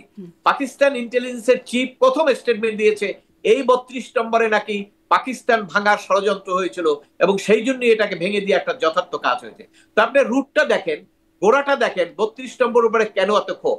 এবং যারা ক্ষোভ দেখায়, আমার কাছে ওই জিনিসটাই মনে হয় যে যারা ক্ষোভ দেখায় তাদের একটা অন্তরে অন্য একটা ক্ষোভ আছে। এমনিতে একটা বিল্ডিং ধরেন ভেঙে দিলেন, আমরা দেখি না শত্রুতামূলক অনেক বাড়িতে আক্রমণ হয়, পাশের বাড়ির সঙ্গে শত্রুতা হয়, ভাই ভাই সম্পর্ক হয়, এই বাড়িতে যে একবার ভাঙচুর করলো, ইয়ে করলো, এরপরে কিন্তু আর কোনো দরদ ওটার উপরে আর কিছু থাকে না, আমরা ভেঙেই তো দিছি। তো 32 নম্বরে তো ভেঙে দিচ্ছেন, ওখানে 2-4টা আপনার দেয়াল ঠেয়াল আছে এরকম কিছু, তো ওটা আবার কেন ভাঙতে যাচ্ছেন? ওই অন্তরে অন্য একটা ক্ষোভ আছে এবং সেই ক্ষোভটা পরিচালনা করার ক্ষেত্রে বর্তমান সরকার দেখছেন, আগেও এটা সমালোচনা হয়েছে, ইভেন কি আপনার সরকার সমর্থকদের মধ্যেই কিন্তু অনেক সমালোচনা করেছেন, মিডিয়া ব্যক্তিত্ব, অনেক জার্নালিস্ট, আমি নাম উল্লেখ করতে চাই না। ওনারা এখন যেহেতু একটা নির্বাচনের দিকে যাচ্ছেন, এখন দেশে একটা সুষ্ঠু পরিবেশ দরকার, বিদেশিরা যাতে সমালোচনা না করে, ক্রাইসিস না হয় সেটি দেখছেন। ধর 32 নম্বর উপর যদি আবার এরকম করা হয় তাহলে এর সঙ্গে কিছু লোকের কিন্তু অন্তরে লাগবে এবং সে অন্তরে লাগার কারণে তারাও কিন্তু ভায়োলেন্সে যেতে পারেন। এবং আপনি দেখেছেন যে 2-1জনই কিন্তু ভায়োলেন্সের কথা ইতিমধ্যে সংবাদ সম্মেলন করে বলছেন যে ভায়োলেন্সের জবাব ভায়োলেন্স দিয়ে সজীবদের জয় বলেছেন যে সামনে ভায়োলেন্স। সেক্ষেত্রে সরকার যেহেতু একটা নির্বাচনের দিকে যাচ্ছে, অর্থাৎ সরকার চেষ্টা করবে যে দুই পক্ষেরই ভায়োলেন্সটা যাতে না হয়, সেই কারণেই হয়তো আজকে ওখানে রক্ষা করতে গেছে এবং রক্ষা করতে সেই চেষ্টায় কি সরকার সফল হবে কিনা, কারণ সরকারের আবার অনেক লিমিটেশনের কথা আমরা শুরু থেকে শুনে আসছি, সেই প্রসঙ্গে যদি সম্ভব হয় একটু শুনবো। কিন্তু আপনি বলছিলেন পাকিস্তান ইন্টেলিজেন্স চিফের কথা, আমরা যখন 5ই আগস্টের পর শেখ মুজিবুর রহমানের ভাস্কর্য ভাঙা হয় তখন পাকিস্তানের প্রধানমন্ত্রীর কাছ থেকেও শুনেছিলাম যে তিনি তার কৃতকর্মের ফল এভাবে পাচ্ছেন, এরকমটা আমরা শুনেছিলাম। এটাও একটু মনে পড়লো, এই জন্য বললাম। কিন্তু আপনি কি আসলে, আপনি বলছেন যে বিচারকরা ভয় পান, মানে তাদের মধ্যেও একটা চাপ থাকে যে রায় যদি অন্যরকম হয় তাহলে তার প্রভাব কি হবে, বা এই যে তরুণরা তাদের কথা আপনি বলছেন, আপনি যেভাবে বলছেন আপনি ভয় পান না?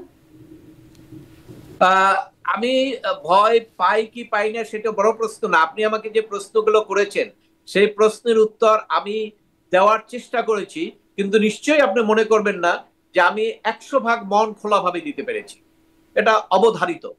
কারণ হলো বাংলাদেশের যে পরিবেশ পরিস্থিতি, তাকে কতটুকু কথা, আমি যখন আপনি প্রশ্ন করলেন ট্রাইব্যুনাল নিয়ে তো আমার অনেক কথাই বলার আছে, অনেক আইনি আমি যুক্তি করব, কিন্তু ট্রাইব্যুনালের কথা বলার ক্ষেত্রে তো আমার লিমিটেশন আছে, আমি তো বলতে পারবো না।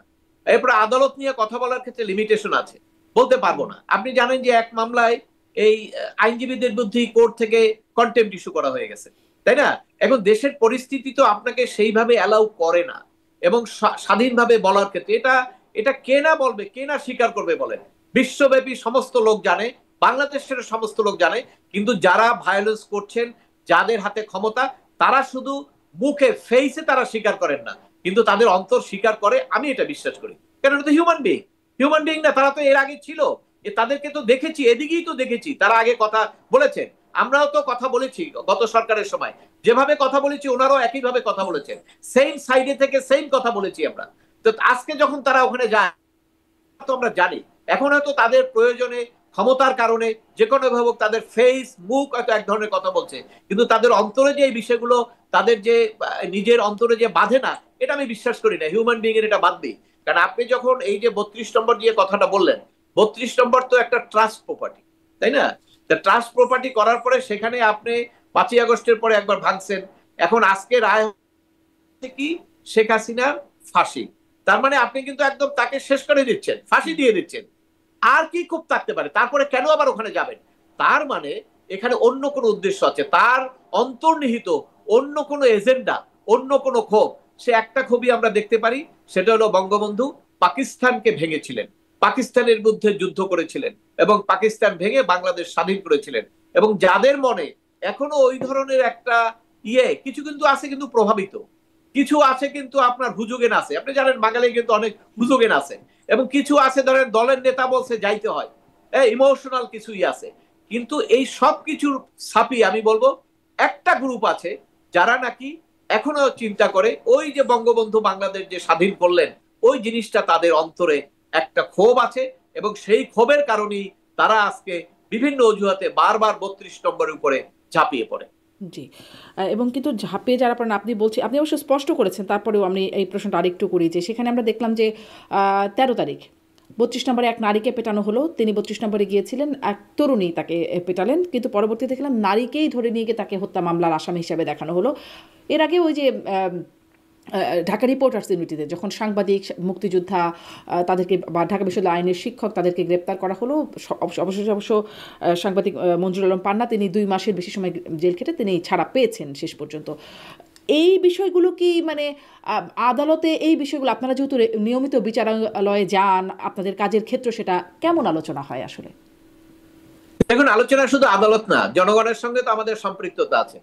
5ই আগস্টের পরে 8ই আগস্ট যখন ডক্টর ইউনূস সাহেবের নাম প্রস্তাব করলো, এবং তখন বাংলাদেশের 70 থেকে 75% মানুষ সাপোর্ট করেছে। কেন সাপোর্ট করেছে? যে সাপোর্ট করেছে এই কারণে যে কিছু একটা বেটার আমাদের হবে। আমরা যে আইনের শাসনের দুর্বলতার কথা বলেছি, রুল অফ লর কথা বলেছি, মানুষের অধিকারের কথা বলেছি, গুম খুনের কথা বলেছি, করেছিল উনি তো রাজনীতি করেন না। এখানে যদি বিএনপির কেউ আসতো তাহলে হয়তো আওয়ামী লীগের বিরোধী হইতো, যদি আওয়ামী লীগের কেউ আসতো বিএনপির বিরোধী হতো। এই সমস্ত কারণে উনি তো আর পলিটিক্স করেন নাই। উনি এসছেন, উনি নোবেল আপনার আপনার কি বলে এটাকে, উনি একজন পুরস্কার পেয়েছেন, আন্তর্জাতিকভাবে পুরস্কার পেয়েছেন, এবং সেইভাবে উনি এসছেন। 75% লোক সাপোর্ট করেছে। এখন আজকে আপনি একটু ডাটা নেন তো, আজকে ডাটা নিলে দেখবেন ওই 75 এর অর্ধেক হয়ে গেছে। কেন হয়েছে? ওই যে অ্যাক্টিভিটিস।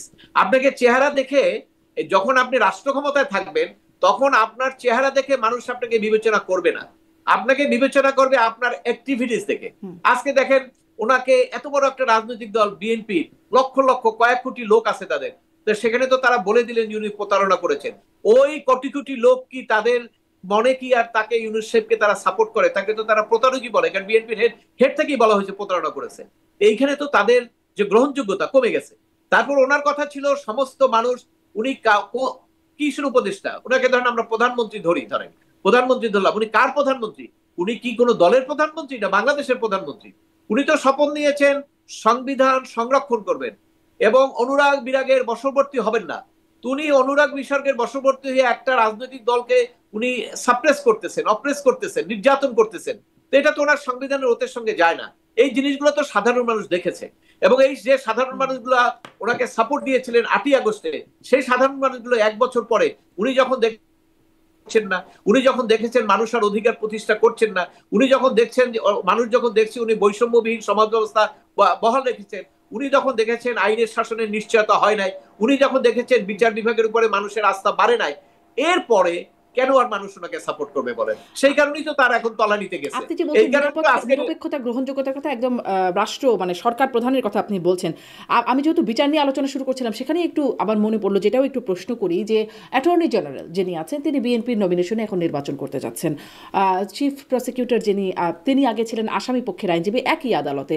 মানে তাদের নিরপেক্ষতার জায়গাও কি প্রশ্ন ওঠে এখানে, নাকি আসলে আদালত নিরপেক্ষ থাকলেই সব ঠিক আছে? না, কিচ্ছু না, কিচ্ছু না। আমি আপনাকে বলি, আমি আগেও বলেছি, who is the attorney general? Attorney general হলো সরকারের নিয়োজিত। অর্থাৎ বাংলাদেশে বলেন তো, বাংলাদেশে এখন কোর্টের ক্ষমতা বেশি না সরকারের ক্ষমতা বেশি? আপনি জাস্ট কম্পেয়ার করেন।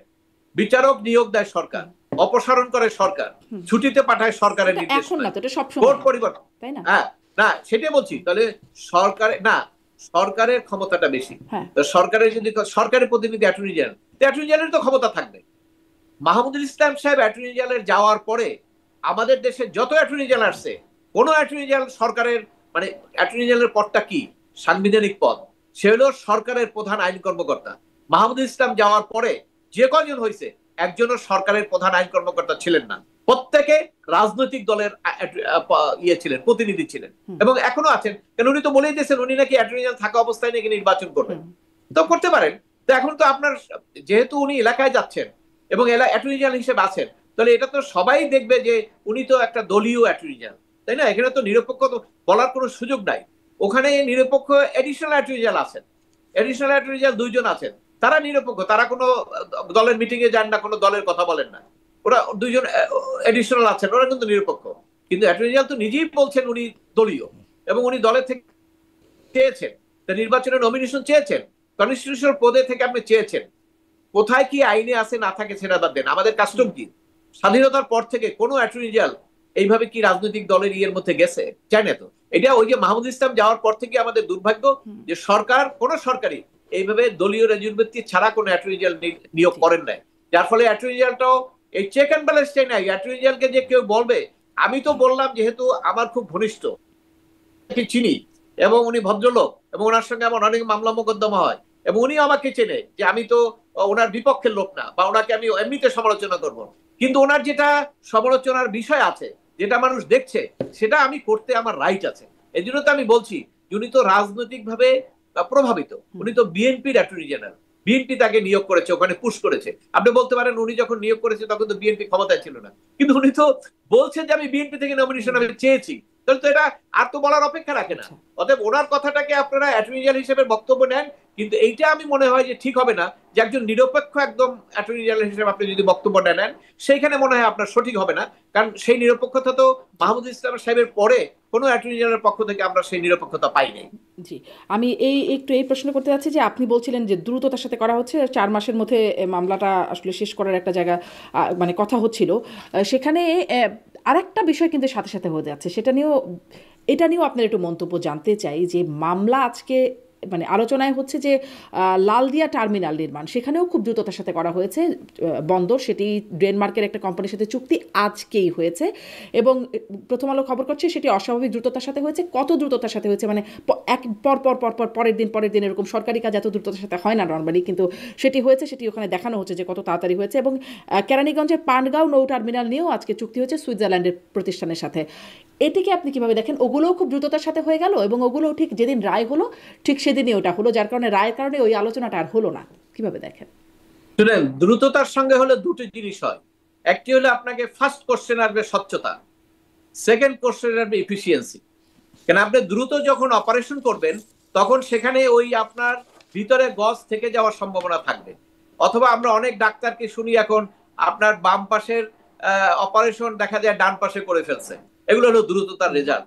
এই যে দ্রুত সময়ের মধ্যে করা হচ্ছে, সেটা হলো একটা ভুল হবেই, ক্ষতি হবে। ভুল মানে কি? এটা তো চুক্তি, ভুল হলে হবে। আর একটা হলো স্বচ্ছতার অভাব। তো এটা তো সরকার প্রমাণ করছেন যে স্বচ্ছতার ভাবে সরকার চলছে না। স্বচ্ছতার ভাবে চললে কিন্তু এটা হতো না। আর সবচেয়ে চিটাগংয়ের কথাটা যেটা বললেন, সেখানে কিন্তু আপনার ধরেন এইটা নিয়ে কিন্তু একটা বিতর্ক হবে। অলরেডি কিন্তু সেখানে আন্দোলন চলছে, এবং আমরা এখন নির্বাচনের দিকে যাচ্ছি। এই নির্বাচনের দিকে যাওয়ার সময় চিটাগং কোর্ট নিয়ে যদি একটা বড় ধরনের আন্দোলন শুরু হয়, গভর্নমেন্ট কিন্তু সেটা করতে পারবে না। এটা আগের গভর্নমেন্ট, বিএনপির সময় আপনি মনে আছে আপনার, মহিউদ্দিন চৌধুরী সাহেব লিডিং দিয়েছিলেন, কিন্তু সেখানে কিন্তু তখন পারে নাই। এবং আওয়ামী লীগের সময় চেষ্টা করা হয়েছিল, কিন্তু বন্দরের কিন্তু সবাই ইউনাইটেড হয়ে যায়, পারে না এটা। আর এখন তো বারবার প্রশ্ন আসছে যে আপনি ডেভেলপমেন্টের কথা ভালেন, তা ডেভেলপমেন্টের কথা যদি ভালেন তো ঢাকা, আমাদের ঢাকা ক্যান্টনমেন্টটাকে আপনাকে চাইনিজ এয়ারফোর্সের সঙ্গে একটা চুক্তি করে দেন, আমাদের ঢাকা ক্যান্টনমেন্টটাকে আপগ্রেড করে দেন, তাই না? তা আপনাকে তো যে কোনো জায়গায় নিজের সত্তাটা তো রক্ষা করতে হবে। চিটাং পোর্ট তো এখন কি করছে, ইয়েতে আছে, প্রফিটে আছে। আপনি আপগ্রেড করবেন কেন? আপনার তো এত দুনিয়ার লোকটা কি চলে আসছে সব, আপনি করান। আমাদের দেশের বাঙালিরা তো এখন আর সেই রকম নাই যে তারা ডিজিটালাইজ না, তারা সায়েন্সিস্ট ভালো না, অনেক কিছুই তো আছে। প্লাস হলে আপনি টেন্ডার দিয়েই তো করাইতে পারেন। কিন্তু এই যে হঠাৎ করে গোপন, এখানে দুটো জিনিস আছে। একটা হলো তাদের একটা দায়বদ্ধতা আছে, যেটা নাকি আপনার করিডোর দেওয়ার ব্যাপারে ছিল, যেটা নাকি অন্য অন্য ব্যাপারে। কারণ আপনি তো এটা তো কেউ অস্বীকার করতে পারবে না যে ডিপ স্টেট তারা এখানে তাদের কতগুলো ইন্টারেস্টের কারণে কাজ শুরু করেছিল। আমি জানি না এই কাজটা এখনো অব্যাহত আছে কিনা, কারণ ওখানে তো সরকার পরিবর্তন হয়েছে, সরকারের প্রধানের ইচ্ছার উপরে অনেক কিছু ডিপেন্ড করে, তাই না? তো সেখানে এখন ডিপ স্টেটের ওই ভূমিকা এখন আছে, পরিবর্তন হতে পারে। কারণ যখন বাইডেন চলে গেছে তখন তো ট্রাম্প আসছে, সব তো বাইডেনের এগেনস্টে তারা। তো সেক্ষেত্রে এই অ্যাম্বাসেডর আসার পরে কি তাদের পলিসি আমরা বলতে পারবো না, তবে এদের একটা দায়বদ্ধতা আছে দেখি তো এই কাজগুলো তারা করছে। এবং সেই কাজগুলো তারা হয়তো, যেহেতু নির্বাচন আসছে সামনে, আপনি কেন চুক্তিটা করেন সরকারের পক্ষে? এই 3 মাস পরে নির্বাচিত সরকার চুক্তি করলে সে জনগণের কাছে তার দায়বদ্ধতা আছে। ওনারা যে চুক্তি করে যাচ্ছেন, ওনা কি আপনি বলেন ওনারা কোথাও পাবেন? এই তো 16 না 17 জন আছে আমেরিকান সিটিজেন, সব তো চলে যাবে। বিদেশি সিটিজেন যারা, একজনকে তো পাবেন না। আপনি দায়বদ্ধ করবেন কোত্থেকে? নির্বাচিত সরকার হলে দায়বদ্ধ করা যায়, অ্যাটলিস্ট 5 বছর পরে ভোটের সময় আমি দায়বদ্ধ করতে পারি যে তুমি আমার চিটাং পোর্ট দিয়ে দিয়েছো, তোমাকে আমি ভোট দেবো না। এইটুক দায়বদ্ধতা আছে। এই জন্য এই যে ফেব্রুয়ারি মাসে ইলেকশন, তার আগে তড়িঘড়ি করে কেন আপনি এটা করবেন? আপনাকে যদি আর্টিকেল 106 এর সোর্সটাকে আপনি নেন যে আপনি কি কাজ করতে পারবেন, সেখানে তো বলা হয়েছে আপনি ডে টু ডে অ্যাক্টিভিটিস করবেন। তা আপনি এখন বাইরে চলে গেলেন কেন? কেউ কেউ বলার চেষ্টা করে না আমরা তো ওই ইয়ের মধ্যে না, সংবিধানের মধ্যে না। তো সংবিধানের মধ্যে যদি না হয় তাহলে আপনি কালকে আমাকে বলে দেন, আমি কালকে কোর্টে যাব না। কারণ সংবিধান না থাকলে তো কোর্ট থাকে না। তাহলে আপনি ঘোষণা করে দেন আমি কোর্টে যাব না, বিচারকরাও কোর্টে আসবে না। আবার আপনি যখন পিএসসির লোক নিয়োগ করতেছেন, আপনি কেন সংবিধান নিয়ে ওত নেওয়ান? এটা তো এই ধরনের তো বৈপরীত্য কথা চললে তো চলবে না। সংবিধান অনুযায়ী দেশ চলতেছে, সংবিধানে যা আছে তাই করতে হবে। আপনি আপনার সুবিধা মতো যা কিছুতেই করবেন, সেটা হবে না। সেইটাকে রেটিফাই আমার মনে হয় বিএনপিও কিন্তু সেটা করবে না। কারণ হলো যে বিএনপি তো একটা রাজনৈতিক দল, কিন্তু এখন তো কেউ কিছু বলছে না, মানে চুক্তিটা তো হয়ে যাচ্ছে। এখন কেউ শুনেন, বাংলাদেশে ক্ষমতায় থাকলে অনেকে অনেক কিছু বলতে পারে না। আপনি তো দেখেন ক্ষমতায় কেন, আগের সরকারের সময় আপনি সব বলতে পারছেন, কিছু সমালোচনা করতে পারছেন, তাও সার্টেন পিপল, সবাই কিন্তু পারে নাই, তাই না? যাদের কোনো রাজনৈতিক সংশ্রম নাই তারা করতে পারছে। কিন্তু যারা ধরনের সংশ্লিষ্টতা আছে বিএনপির বড় বড় অনেকে টকশোতে গেছে, তারা কিন্তু পরবর্তীকালে মামলা হয়ে গেছে। কিন্তু আবার কিছু লোক, আমরা বেশি একটু কথা বলছি জানি কিনা, আমাদের তো সংশ্রম নেই রাজনীতিতে। যারা রাজনীতিতে সংশ্রম আছে তাদের ক্ষেত্রে সরকারের বিরুদ্ধে কথা বলতে গেলে হিসাব করে কথা বলতে হয়। যদি আপনার রাষ্ট্র নিশ্চিত করে আইনি শাসন, মৌলিক অধিকার, তাহলে আইনটা লাগে না। কিন্তু আমার এখানে তো সেটা নাই।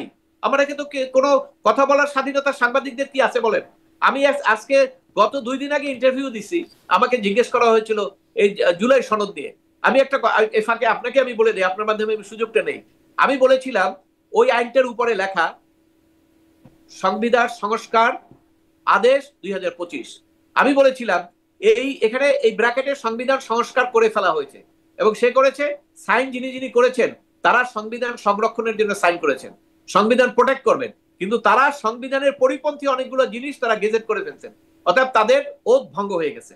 আমি জানি না রাষ্ট্রপতি কিভাবে করেছেন, উনি কি আন্ডার অব্লিগেশন আছেন কিনা, উনি কি স্বাধীনভাবে কাজ করেন কিনা, না ওনাকে যেটা দেয় সেটাই করতে হয়। রাষ্ট্রপতি তো কখনোই স্বাধীনভাবে কাজ করেন নাই না। ওই স্বাধীন আর বর্তমান স্বাধীনতা তো এক জিনিস না। আপনি ধরেন এই যে আজকে যে পেপারস গুলো তৈরি করা হয়, রাষ্ট্রপতি সাইন করেন, যারা জুলাই সনদের যে ঘোষণা, আপনারা তো সবাই বলতেছেন যে রাষ্ট্রপতি হলো আওয়ামী লীগের প্রোডাক্ট, তাই না? সে আওয়ামী লীগের ক্যাডার। সেই ক্যাডারই যখন ওই আওয়ামী লীগের এগেইনস্টে বক্তব্যের মধ্যে সাইন করে, তাহলে ওটা কি উনি নিজে করেন, আন্ডার অব্লিগেশন করে, না কোন পজিশনে করে? এটা তো একটা বিতর্ক আছে। অত ওই জন্য আমি বলেছি যে আদেশটা সাইন করে ওনার যদি ডিফেন্স থাকে এটা অন্য ব্যাপার, যদি ডিফেন্স না থাকে তাহলে রাষ্ট্রপতি তার ওথ ভঙ্গ করেছে। কারণ হলো সংবিধানে আছে সংবিধানের রক্ষা করবেন উনি, আর উনি সংবিধানকে কেটে দিলেন, উনি সংস্কার করে ফেললেন। এটা তো হয় না। এই কথাটা আমি বলেছিলাম, কিন্তু ওই মিডিয়া ওই ইন্টারভিউটা কিন্তু দেয় নাই, অন এয়ার করতে পারে নাই। তাহলে এখানে আর বুঝতে পারেন যে সাংবাদিকরা কতটুকু স্বাধীন আছে। জি, অ্যাডভোকেট মনজির মোর্শেদ, অনেক ধন্যবাদ। স্পষ্ট একদম শেষ প্রশ্নটা আপনার কাছে করি যে আসলে অনেক প্রশ্ন তোলার সুযোগ আছে, কিছু বিতর্ক তোলারও সুযোগ আছে, পরবর্তীতে হয়তো আদালতেও এই বিষয়গুলো প্রশ্ন আসবে, মানে আমি বিচারের রায় নিয়ে বলছি, কিন্তু আসলে তো অনেক মানুষের প্রাণহানি হয়েছে এই জুলাই আগস্ট আন্দোলনে। আমরা আদালতেও দেখছিলাম যে ভুক্তভোগীর পরিবার চোখ মুছছিলেন, তাদের দীর্ঘশ্বাস আছে। মানে বিচারটা আসলে কি আপনার মনে হয় কি হলে একদম সঠিকভাবে করা সম্ভবত ভুক্তভোগীরাও বিচারটা পেত, আবার আসামি পক্ষ যথাযথ বিচার পেত, বা বিতর্ক প্রশ্ন এগুলো থাকতো না, কি হতে পারতো? দেখুন, সেটি তো এখন বলে লাভ কি বলেন? এখন তো নৌকা ছেড়ে আপনার চলে গেছে অনেক দূরে। ওই যে সদরঘাট থেকে আপনার বরিশালের যে জাহাজ যায় না, ও জাহাজ থেকে ছাড়াই চলে গেছে। তো এখন আর এখানে কি বলবো আমি, এখানে তো বলা। তবে আপনি দেখেন, আমার কোনো বক্তব্যের মধ্যে আমি কিন্তু বলি নাই যে এই অপরাধের বিচার হবে না। এবং আপনি জানেন ৩রা আগস্ট যখন নাকি এই ছাত্রদেরকে অ্যারেস্ট করে রাখলো ডিবি হারুনের বিরুদ্ধে কোনো টকশোতে কেউ সরাসরি এইভাবে প্রশ্ন উত্থাপন করেন নাই। ৩রা আগস্টে কিন্তু আমি টেলিভিশনে অন এয়ারে বাংলা ভিশনে বলেছি যে আপনি কোন অধিকারে তাদের রেখেছেন, এই ভাতের পয়সা কি আপনার পকেটের না সরকারের?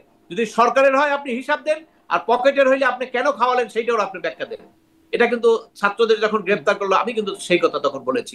এবং এই কথাগুলো বলার অর্থ হলো, কারণ হইলো আপনাকে যে অন্যায়টা হবে, যে অধিকার লঙ্ঘন হবে, সেটাকে যদি আমি অধিকারের পক্ষে কথা না বলি, তাহলে আমি কিসের অধিকার কর্মী, আমি কিসের মানবাধিকার কর্মী? আমি তো মানবাধিকার কর্মী হিসেবে, আপনি জানেন কিছুদিন আগে আমি হিউম্যান রাইটস ওয়াচের পর্যন্ত আমি সমালোচনা করেছি যে বাংলাদেশে যে মানবাধিকার লঙ্ঘন হচ্ছে, ভায়োলেন্সে মারা যাচ্ছে, হিউম্যান রাইটস ওয়াচ কেন কথা বলে না? তার কিছুদিন পরে তারা 6 জনে মিলে তারপরে তারা স্টেটমেন্ট দিয়ে স্বীকার করেছে বাংলাদেশের গুলো ব্যাপারে সরকারের কাছে দাবি তুলেছে। এখন প্রশ্নটা হলো যে আপনি যখন একটা স্বাধীনভাবে কথা বলবেন, এবং সেই স্বাধীন কথাটা যদি যারা আছেন তারা যদি এটা পজিটিভলি নেন, তাহলে এটা তাদের জন্যই ভালো, তাদের জন্য ক্ষতিকর না এটা। আমি যে কথাগুলো বলবো তারা যদি নেন, আপনি বলতে চেয়েছেন কি হলে ভালো হতো, অবশ্যই প্রত্যেকটা ইন্ডিভিজুয়ালের ক্ষেত্রে বিচারটা তো আপনি প্রথমেই ফ্রাস্ট্রেট করে দিচ্ছেন। কিভাবে? প্রথমেই আপনি মামলা করে, মামলার আসামি শেখ হাসিনা অমুক অমুক অমুক কই দিয়ে 400-500, এর মধ্যে নারায়ণগঞ্জের আছে, ঝালকাঠির আছে, আপনার চিটং এর আছে, 500 লোক কম্পিউটারে টাইপ করা ছিল, এগুলো করে করে সব। এরপরে তো শুরু হলো 100, 200, 300 মামলা। বিচার তো আপনারাই ফ্রাস্ট্রেট করে দিলেন, এবং সেটা তো সরকারের পক্ষ থেকে বলছে প্রত্যেকটা বিচার আপনি ফ্রাস্ট্রেট করছেন, প্রত্যেকটা। এই বিচারগুলো যদি করতে হয়, ভিকটিমকে একটা সঠিক এফআইআর করতে হবে। ফার্মগেটে কে মারছে আপনি জানেন না? যদি আপনি মনে করেন যে এটা হত্যা, এখানে কিন্তু একটা আর্গুমেন্ট হবে কোর্টে, এটা কি রাইট অফ প্রাইভেট ডিফেন্স নাকি এটা হত্যা, হতে পারে, দুইটাই আলোচনা হবে, কোর্ট ডিসাইড করবে, কোনো সমস্যা নাই। কিন্তু মামলাটা করার ক্ষেত্রে তো আপনাকে বলতে হবে যে ফার্ম গেটে আমরা এইখানে ছিলাম, এইখানে অমুক অফিসাররা গুলি করছে, অমুক সেনাবাহিনীর ক্যাপ্টেন গুলি করছে। এখন যদি ওইখানে লেখেন যে লেফটেন্যান্ট জেনারেল অমুকই আসামি, তো ওটা কি আপনি প্রমাণ করতে পারবেন? ওটা তো প্রমাণ করতে পারবেন না। তা আপনি তো প্রথম মামলা ফাইল করার মাধ্যমে মামলাগুলোকে আপনাকে ডেথ করে দিলেন। এটা তো ইচ্ছা করে এই, এবং এই যে যারা ব্যবসাটা করেছে, এটা অবশ্য সরকারের মধ্যে একটা বিরাট আলোচনা চলছে। এখন ধরেন জামাত এটা বিএনপি কে দোষ দিচ্ছে যে আপনারা ব্যবসা করেছেন, তাই না? আবার এখানে যে শুধু বিএনপি ব্যবসা করেছে তা না, এখানে বিএনপির বাইরেও কিছু লোক ছিল, তারাও ব্যবসা করেছে। এই ব্যবসার মধ্যে তাদের এখন আলোচনা চলে গেছে, এটা আগামী ইলেকশনে তারা খুব কাজে লাগাবে দুই পক্ষই। কিন্তু এই যে মামলাগুলো যে নষ্ট হলো, ওই সেটার ব্যাপারে তো কোনো পদক্ষেপ নিলেন না। আপনি তো সরকারের পক্ষ থেকে বলা উচিত ছিল যে এই ভিকটিমের সঠিকভাবে আপনি এফআইআরটা ফাইল করেন, কোর্টে যাক, কোর্ট একটা এফআইআর কে এটা ড্রপ করে দিবে, একটা এফআইআর নিয়ে প্রসিড করবে। সেটা তো করলেন না। এই এফআইআর গুলো দিয়ে আপনি একটা রাজনৈতিক দলের সমস্ত লোককে, আপনি ধরেন কত লোক ধরবেন? আপনি ধরেন আপনি কি জানেন আওয়ামী লীগ ক্ষমতা থাকাকালীন যারা আওয়ামী লীগের শীর্ষ লেভেলে ছিলেন, আপনি তো অপরাধটা তাদের দিতে পারেন যে তারা হয়তো চিন্তা করছে বা তাদের সাপোর্ট করছে, রাস্তায় নেমে পিটাইছে, তাই না? কিন্তু যে লোকটা ওই পার্টিসিপেশনে ছিল না, এই দেশের নাগরিক, তাকে আপনি ভিক্টিমাইজ করলেন। তারা কোথায় আজকে? তারা তো রাস্তায় ওই যে বিএনপিরা চালাইতো এই ব্যাপার ছেলে, এখন ওরা এখন রাস্তায় রিক্সা চালায়। কিন্তু বিএনপির যারা, তারা তো আবার ঘরে চলে গেছে, মিছিল মিটিং করে। ওইখানে কিন্তু রিক্সা কেন বেশি? ওখানে কিন্তু ওই রকম লোক আছে। সবাই কিন্তু আজকে খুলনার লোক বরিশাল, বরিশালের লোক ঢাকা, ঢাকার লোক চিটাগাং, এইভাবে কিন্তু হাজার হাজার লক্ষ লক্ষ লোক ছড়িয়ে আছে। এটা তো মানবাধিকার লঙ্ঘন। এটা আপনার রাষ্ট্র হিসেবে আপনার দায়িত্ব ছিল না? ও একটা আওয়ামী লীগে ভোট দেয় দেখে আপনার বিরোধ হয়ে গেল। যে আলোচনাটা বিএনপি আওয়ামী লীগের সময় ছিল, যে আপনার সরকারি চাকরি নিতে গেলে সিআইডি একটা রিপোর্ট দিয়েছে যে তার চাচা বিএনপি করতো, এবং সারা গেল যে তার বিসিএস আর পরে হইল না। অবশ্য পরবর্তীকালে মামলা করে সবাই পেয়েছে, কিন্তু সরকার তো তাকে বঞ্চিত করলো ওই তার চাচা রাজনীতি করে দেখে। তো এই ঘটনা তো এখনো চলতেছে। আমি মনে করি যে সকল নাগরিক রাষ্ট্রের কাছে সমান, এবং আপনি এই দৃষ্টিভঙ্গি যদি না দেখেন তাহলে আপনাকে এটা বৈষম্যবিহীন সমাজ বলে না। মির্জা ফখরুল ইসলাম আলমগীর একটা আলোচনায় বলেছেন যে তিনি নির্দেশ দিচ্ছেন, বলছেন যে সব মামলা তুলে নিতে, আওয়ামী লীগের বিরুদ্ধে হয়রানিমূলক মামলা। পরে অবশ্য বলেছেন না, তিনি সারা দেশের কথা বলেন নাই, শুধু ওই ইউনিয়নের কথা বলেছেন। না শোনেন, মির্জা ফখরুল ইসলাম আলমগীর তো ক্ষমতায় নাই, ওনার কথাটার তো ওইভাবে এখন গুরুত্ব নাই। মামলা যারা করেছেন তারা তুলে নেবেন না, সেটা তো তুলে নেবেন কবে সেটা তো পরের কথা। এখন তো আমি তো এই মুহূর্তে সরকারের কথা বলছি। উনি সরকারকে বলতে পারেন যে এটা করেন, এবং আইন উপদেষ্টা আছেন সেখানে তো তারা একটা এই মিথ্যা মামলাগুলোর ব্যাপারে তারা বলে কিন্তু একটা আইনও করলেন, একটা অ্যামেন্ডমেন্ট করলেন সিআরপিসিতে, ইমিডিয়েটলি তদন্ত করে একটা রিপোর্ট, সেটা নিয়েও তো একটা ব্যবসা হলো। আমার এক ক্লায়েন্ট সেখানে তারা বললো যে আবেদন করার জন্য, সেখানে একটা পেমেন্ট হয়ে তারপরে তারা এখানে নিষ্কৃতি পেলেন। কই, এখানে তো সমস্ত মামলায় আপনারা বলতেন যে তদন্ত করে দেন তো কারা কারা এখানে আছে, তাহলে তো একটা ফাউন্ডেশন হতো বিচারে। ওই বিচার তো আপনার শোনেন, বিচার হওয়ার জন্য বিচারে আপনি জানেন ক্রিমিনাল জুরিসপ্রুডেন্সের একটা বেসিক থিওরি হলো কোনোভাবে কোন রকম সন্দেহ থাকলে কাউকে কোনো শাস্তি দেওয়া যাবে না। এটা বেসিক প্রিন্সিপাল। আর আমরা যদি বেসিক প্রিন্সিপাল দিয়ে বের হয়ে যেতে পারবো আমার মনে হয় না সেটা। কিন্তু বেসিক প্রিন্সিপাল যদি রক্ষা করতে চান তাহলে সূক্ষ্মভাবে সাক্ষী, সাবত, পোস্টমর্টম সবকিছু দিয়ে দেখাইতে হবে। তা আপনার যে ফাউন্ডেশন, এই ফাউন্ডেশনে তো আমি দেখি না তো এরকম কিছু। এটা নষ্ট করলো কে? এটা তো যারা সরকারে আছেন তারাই নষ্ট করলো। আপনারা এটা ঠিক করছেন না, এইটা ঠিক করেন। এইটার মাধ্যমে আমার মনে হয় যে বিচারটা হওয়া দরকার। বিচার হওয়ার ব্যাপারে কোনো দ্বিমত নাই। এখন বিচারের ক্ষেত্রে যদি কেউ ডিফেন্স নিতে চায়, পুলিশ অফিসার, যে আমি আমার রাইট টু প্রাইভেট ডিফেন্স হিসাবে করেছি, সেটা কোর্টে আর্গুমেন্ট দেন, কোর্ট ডিসিশন নেবে। কিন্তু হত্যাটা তো হয়েছে, আপনার মামলাটা কোর্টে যাও, কোর্টে বিচার হোক, কোর্ট ডিসাইড করুক। কেন এখানে আমার নিজের বিচার করার দরকার নেই, আদালতের উপরে দায়িত্বটা দেন।